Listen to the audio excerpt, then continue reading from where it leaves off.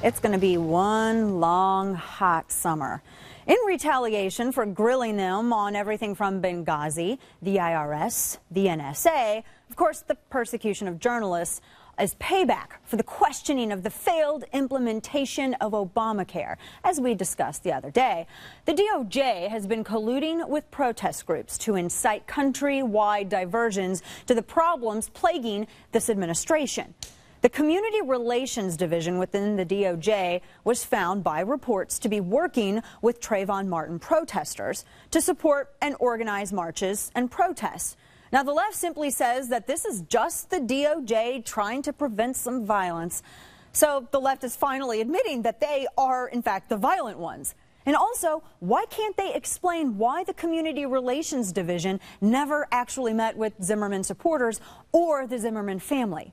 Now, last night, riots raged in Oakland, cities like New York, Los Angeles, even Newark, a number of cities. Protesters walked onto the highways to stop traffic. In L.A., police were put on tactical alert as protesters marched down Crenshaw, jumping on cars and chasing bystanders and throwing rocks. They stopped into a local Walmart to riot, where, according to the L.A. Times, some of them tried to break open the jewelry glass displays. Right for Trayvon. And they assaulted a news crew. Hearing this ruckus and a lot of commotion, big noise, and people running everywhere. And so I was like, what's going on? So when I came out the bathroom, it was like chaos. And people were running, security guards.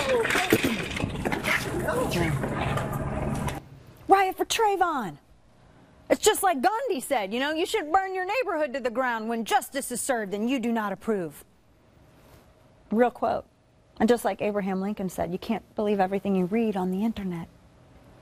In Mississippi on Sunday, a white jogger was attacked and beaten while assailants screamed, "This is for Trayvon." In Baltimore, a Hispanic man was chased, attacked, and beaten, with multiple witnesses telling police that the perpetrators shouted, "Justice for Trayvon." In Oakland, police stood down as protesters terrorized drivers. Occupy Oakland appeared to help with the melee. In fact, Occupy groups popped up to assist in the chaos in every city where chaos was to be had. It's convenient. The machinations of the left are on display. Occupy wasn't simply about protesting Wall Street. It was about having an on-call group of chaos to stir up contention when and where needed. Observers say that this is the result of pent-up rage. All of it finally unleashed. What? I mean, I kind of have a difficult time believing that a black president, a black DOJ, and black celebrities colluding to target an acquitted man make anyone in the black community disenfranchised. So let's look at the facts. Youth are the biggest target in Chicago. Black youth. In 2012, Chicago had 100 more murders than in New York City, 215 more than Los Angeles.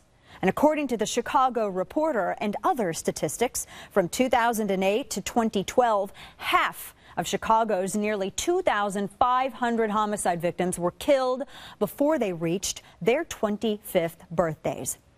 In 2011, over half of the people who committed murder were under the age of 25. And according to the U.S. Census, a third of Chicago city residents are under 25 years of age. More young people are killed in Chicago than in any other city in America. You want even crazier statistics? More youth died in Chicago last year than in Afghanistan. 228 deaths versus 144. That's 228 Trayvon Martins in the span of just 1 year. So where are the riots? Where are the protests? I mean, yes, apparently they are just killing black teenagers out there, but who is they? According to the Bureau for Justice Statistics, anywhere from 8,000 to 9,000 black Americans are killed every year. And according to this same entity and FBI uniform crime reports, 93% of these murders are committed by other black Americans. That's more than the number of men and women we've lost after a decade of war in both Iraq and Afghanistan. Now, if all of these people out there protesting for Trayvon are so concerned about the death of a youth, then where have they been these past 10 years? I don't believe in magic. I don't simply believe that George Zimmerman has been in all of these places all at once and has killed over 8,000 black Americans every year. I just don't believe it. And are we to presuppose that even a quarter of those cases have received justice, even gone to trial? It's a farce. It's a distraction. And if people really cared about the loss of black youth, they would be asking what the hell is going on in their communities. They would be asking why black youth are dying at an epidemic rate. This violence is a symptom of a problem. A number of Chicago communities see half their residents living in poverty. Schools are failing. Economic opportunity is hard to find. The family unit has been all but obliterated. Now, these statistics are as equally depressing. But, you know, Chicago was just the progressive utopian dream, right? This is President Obama's backyard.